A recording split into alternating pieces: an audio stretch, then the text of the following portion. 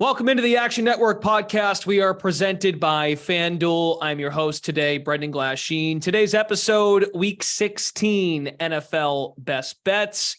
It is holiday week, 11 games Saturday, 3 on Sunday, and we have Monday Night Football. Joining the pod this week, Jill Gallant, Luke Swain, a.k.a. Vegas Refund. You can find that account over on the Twitter sphere. And filling in for Brandon Anderson, we welcome back Anthony DeBundo, his third appearance on the pod this year. He's just into the holidays. He's so happy to be back for holiday season. So, folks, underdogs, they've had a good year. Should note, this is going to be a topic all week. You've probably been aware of this already.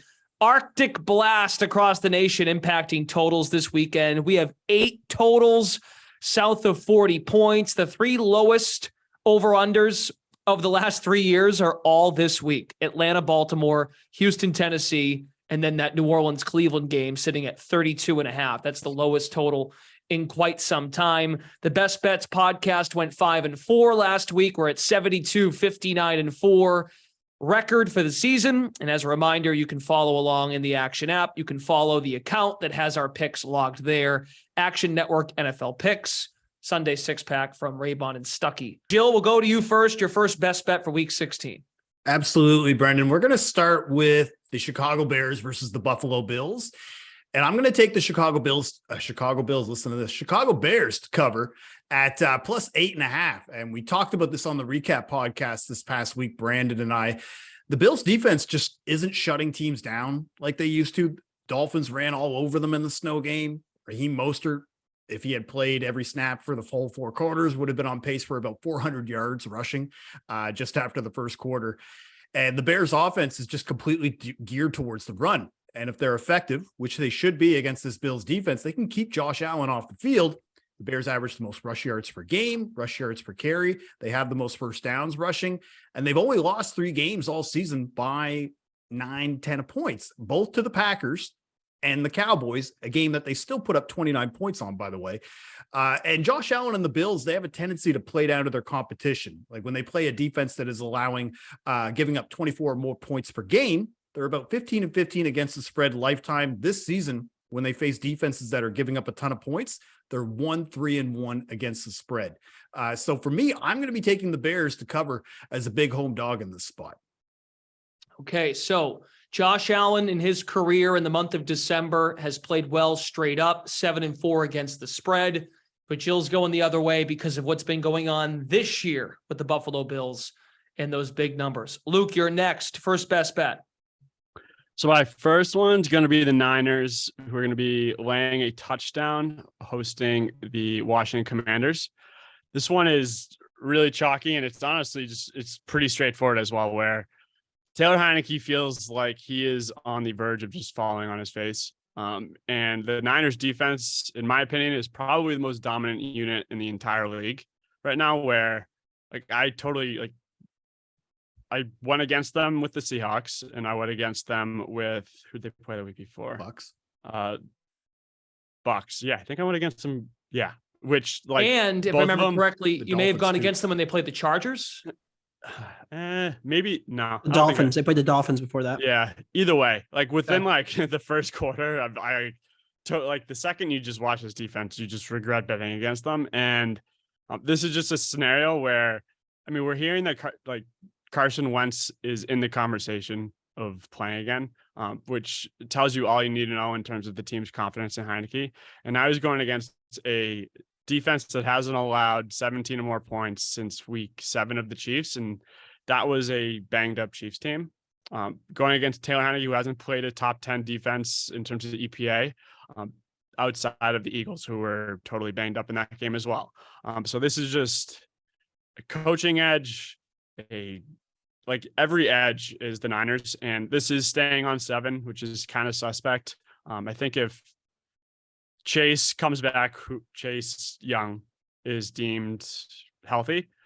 If that brings in money on the Washington side, I would love for this to get to 6.5. But it does seem like it's staying where it is. I would probably just wait to see if that does bring a 6.5 into play, which I would jump on that.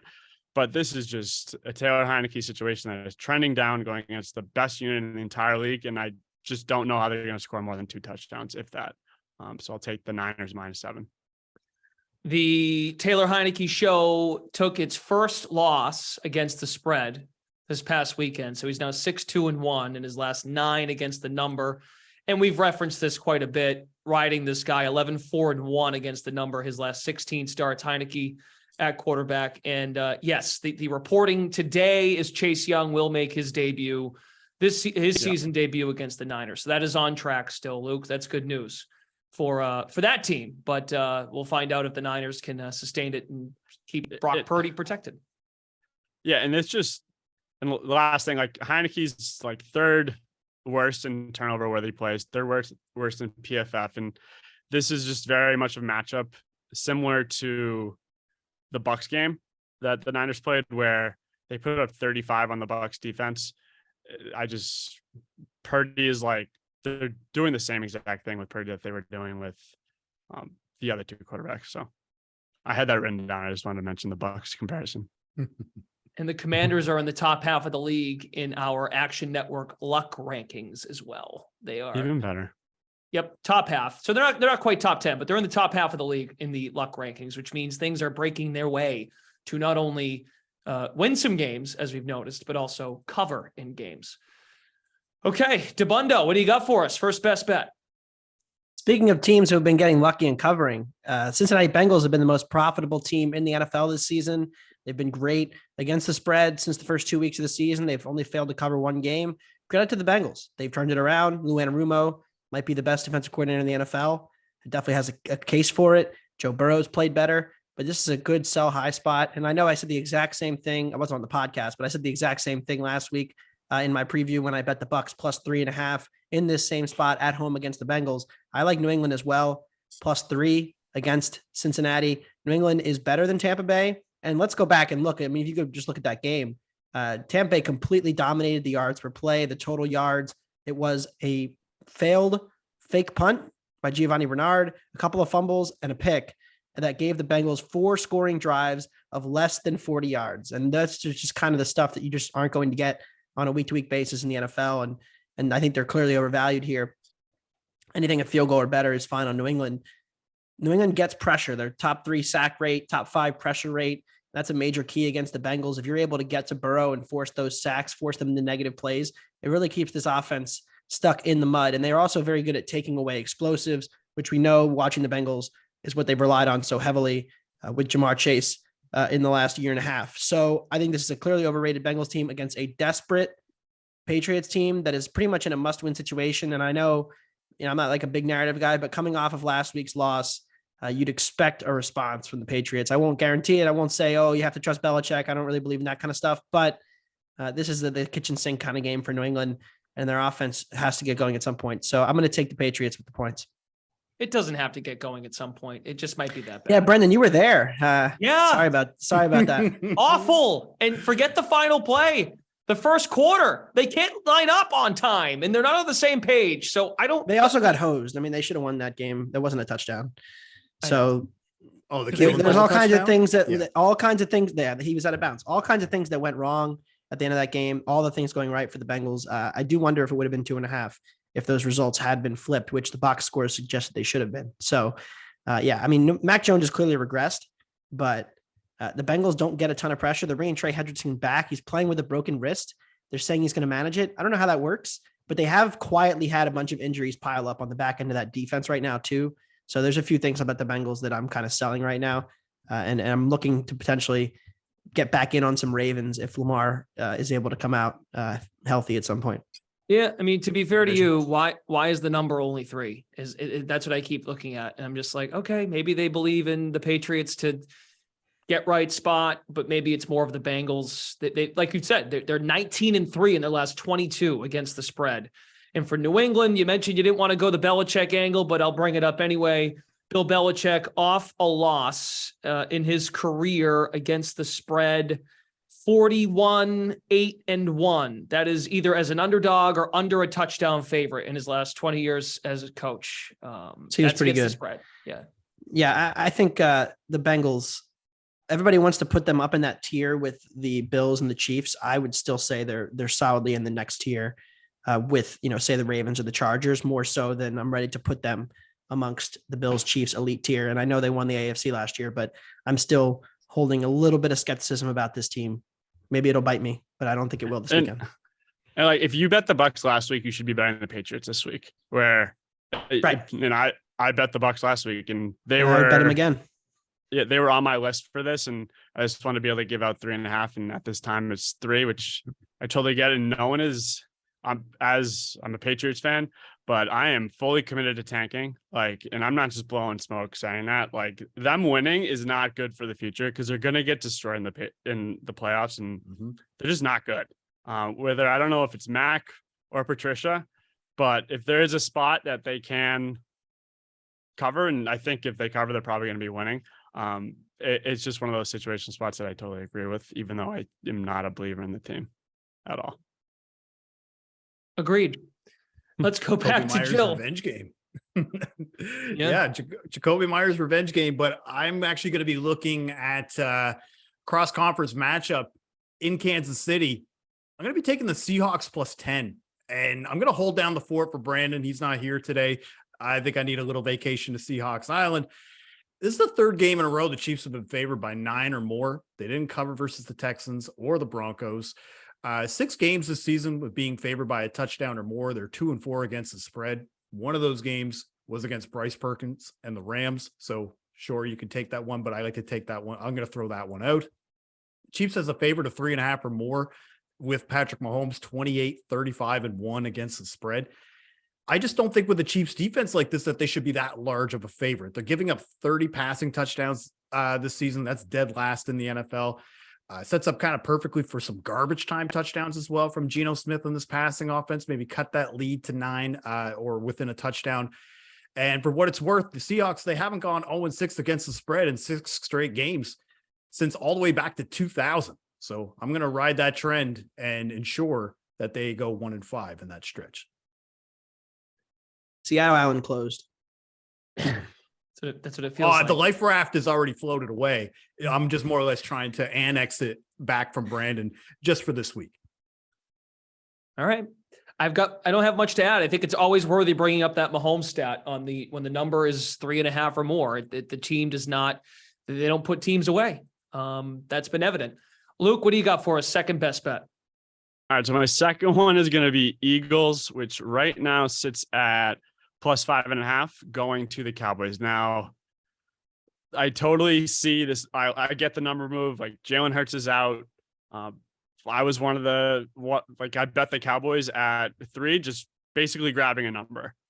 Where this is just a numbers bet. We're at 5.5, 6, whatever it is. Like, that is automatic for me. Gardner Minshew starting is the modern day Ryan Fitzpatrick. He comes out the first game gunslinging, like on fire, and then progressively falls on his face for every start after that. But he is good for his first start to go off. And this totally feels like one of those last week of the season games where one of the teams has to get into the playoffs.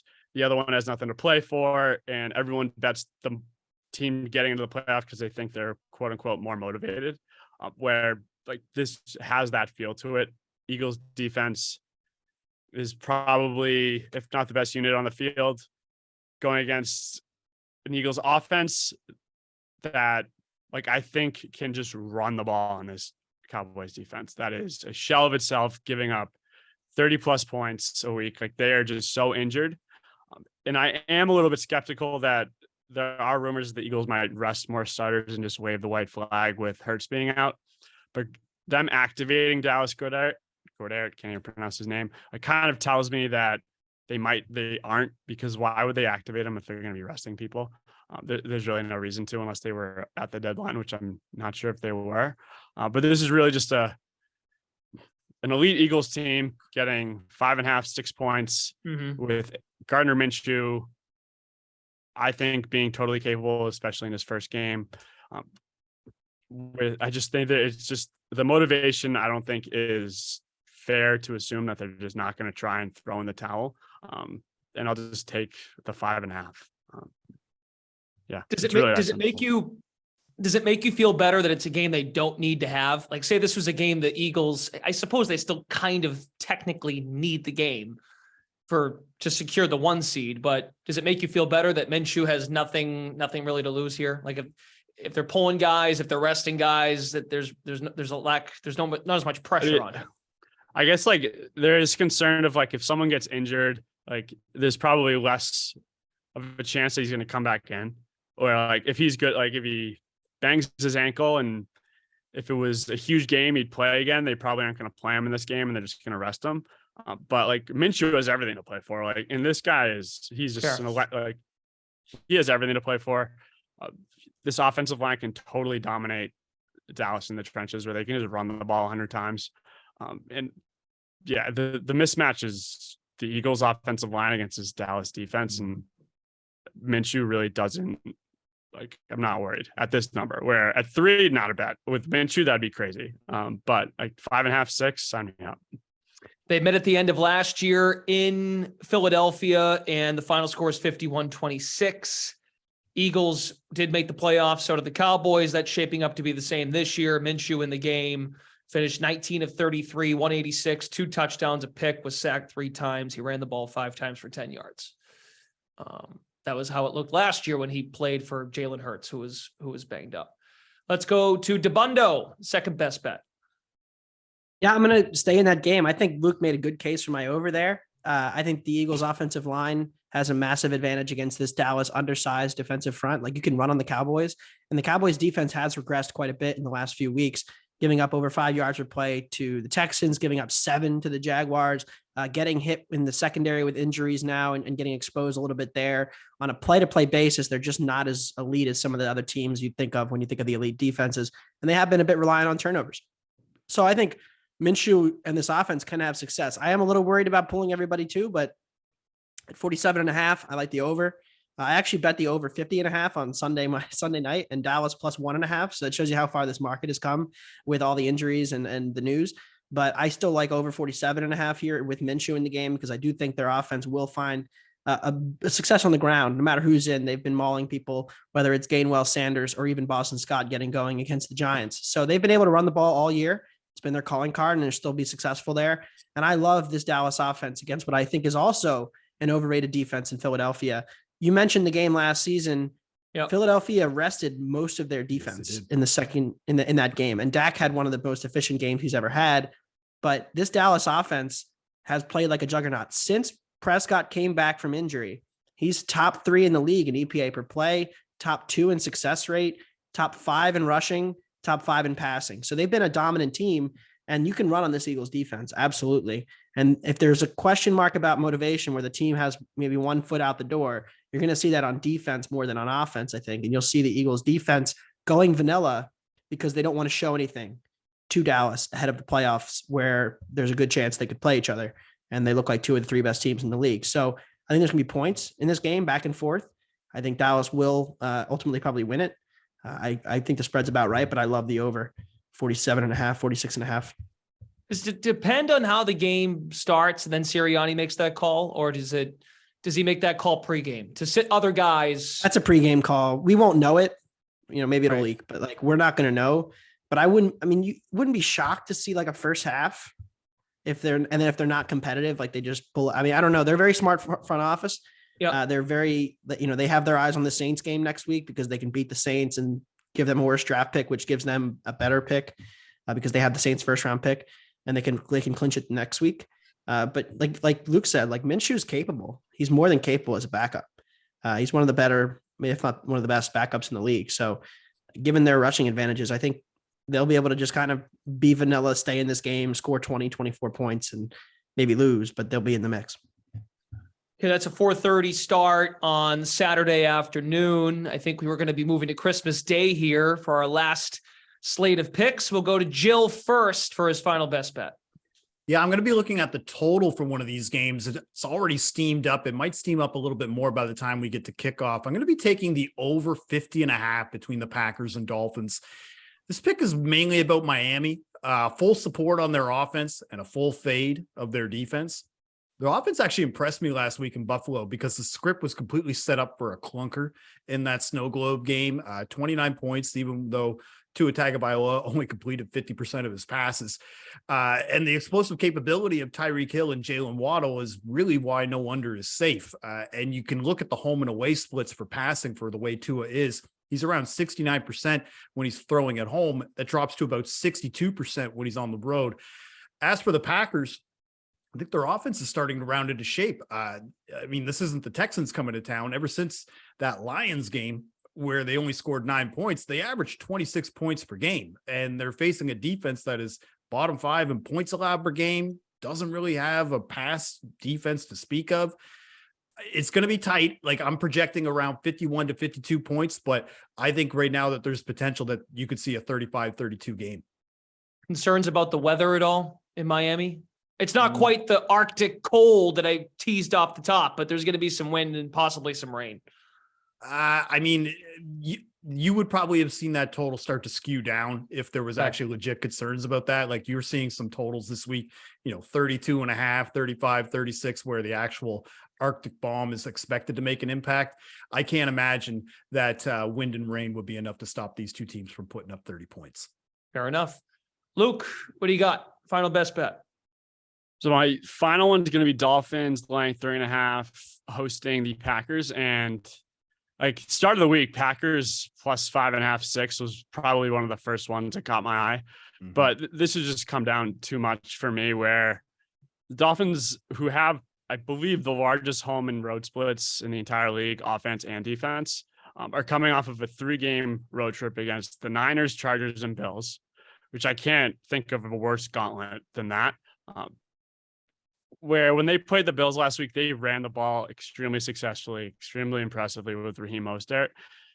And now they're going to be hosting a Packers team that can get gashed. And if they can run the ball, which I believe they totally can, that is going to be setting up everything else for the receivers 100%, where I can see them putting up 30 points easily on this Packers team. And I totally get all of the Packers narratives. I think you're about to hear a few of them, but at 3.5, this is just too low for a team coming off of that awful road trip that have huge home away splits, basically a get right game that has the running game, bringing in some momentum off of that. That's just going to set up everything else to explode for me, where the Packers should have won by like 100 points against the Rams, and they just didn't. And they just get so conservative in the second half. And some of the play calls that they make, and I hate questioning play calls because I'm not a coach and I haven't been in the league for 30 years. But some of them are just like, what is going on? And like it's just, I just don't see the Packers being able to keep up with the Dolphins in this game. So Dolphins minus 3.5. It was 6, which I wouldn't lay 6, but at 3.5, yeah, that's one for me. Tua, when he's at home, 12-4 against the spread, 7-9-1 against the spread in his career away from South Beach.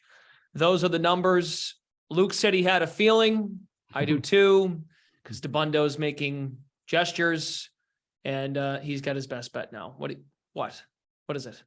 I love the Packers. I'm all in on the Packers. Give me all the narratives. Look, for like 3 years, I was the guy, or one of the people. There was a few people, like I know Stuckey's hated the Packers for years too.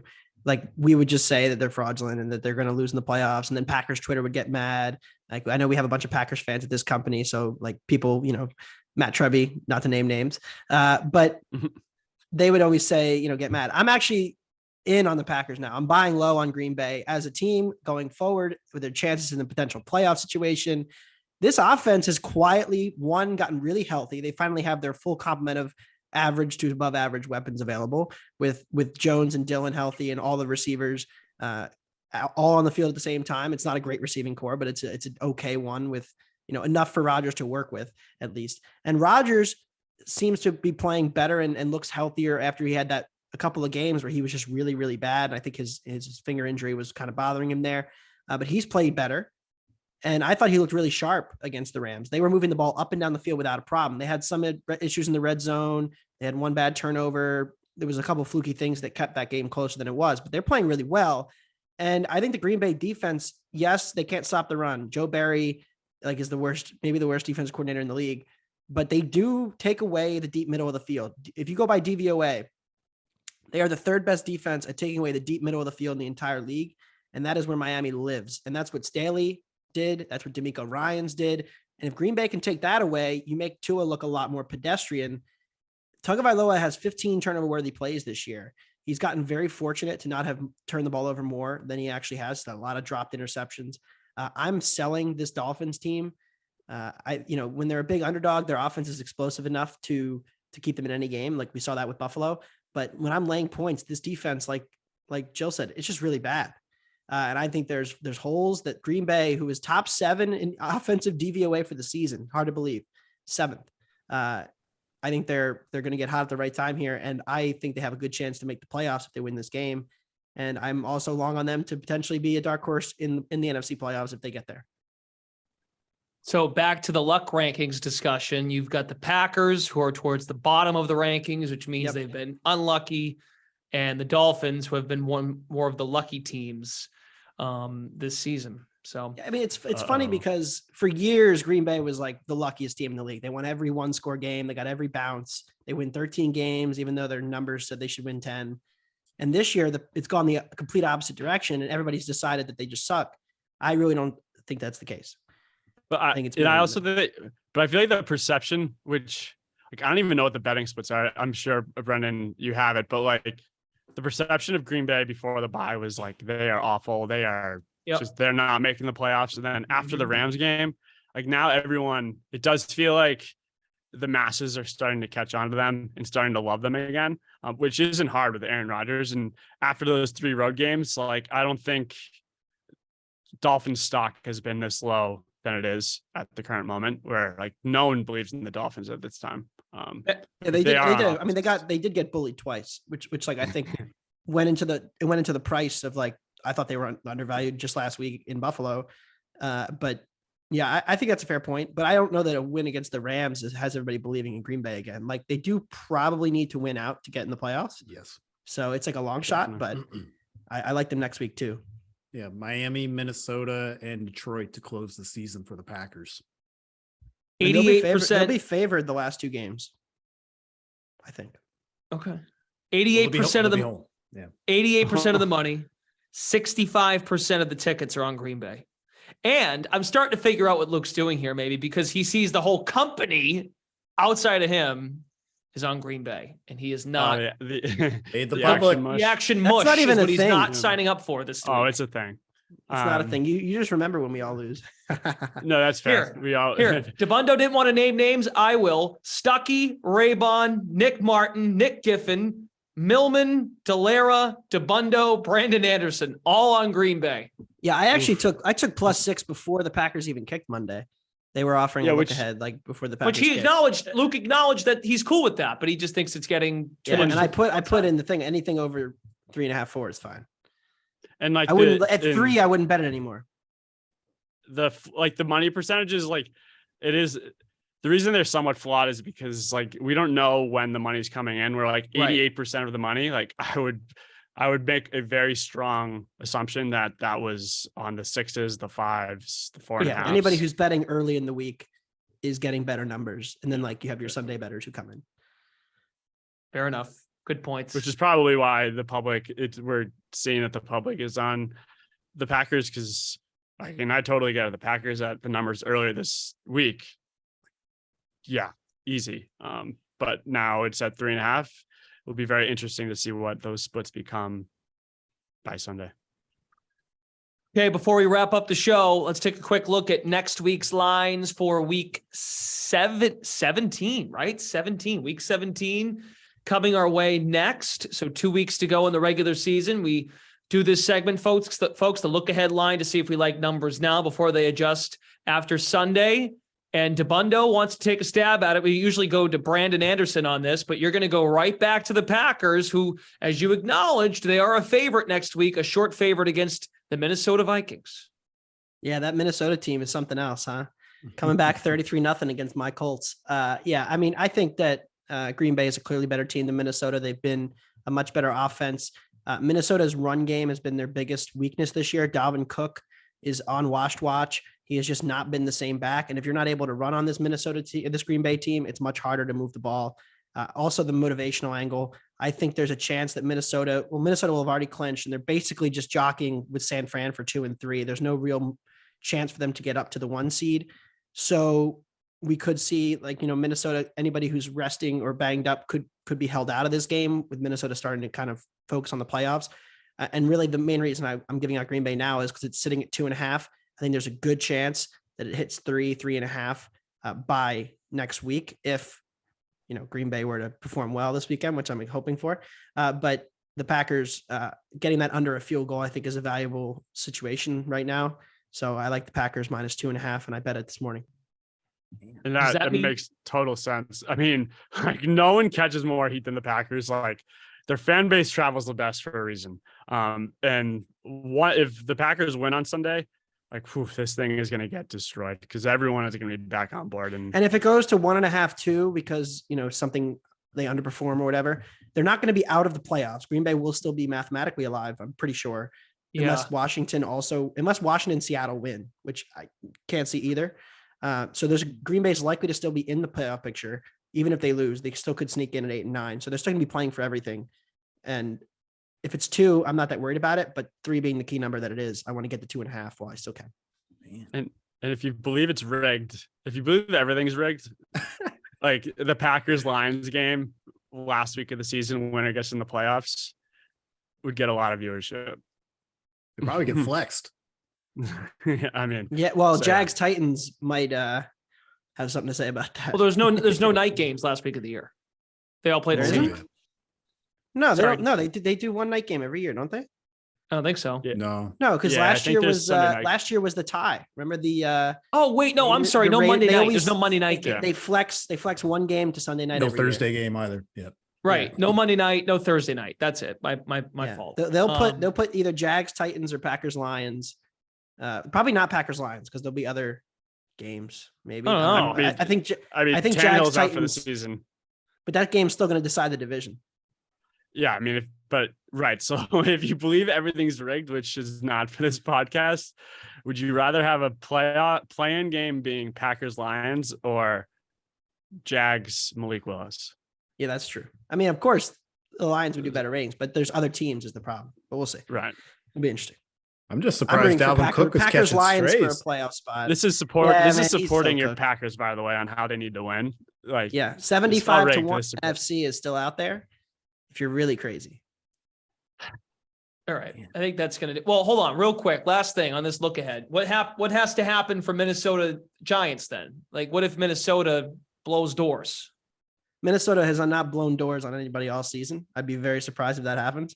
But again, it's just asymmetric risk, right? It's 2.5. If it goes to 2, okay, whatever. But if it goes to 3, 3.5, that's a big value jump there in the bet. All right, here we go. Recapping the picks for week 16. We miss you, Brandon. But here we go. Here's what we got.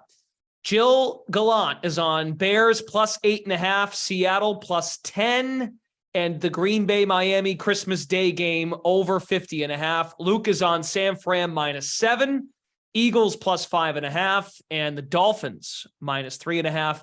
DeBundo on the Patriots +3. Philly and Dallas over 47.5. He's so confident. He played it earlier in the week with the total north of 50, and he's going against Luke. He's got the Packers at +3.5. Gents, Merry Christmas. Enjoy the football. Thanks for making the time. And we look forward to the recap show, which is next on the Action Network podcast. That was your NFL Week 16 Best Bets episode presented by FanDuel. Thanks to Jill, Luke, and Anthony. Best of luck, everybody. Have a great weekend. Brendan Glasheen signing off. And again, happy holidays here from Action Network.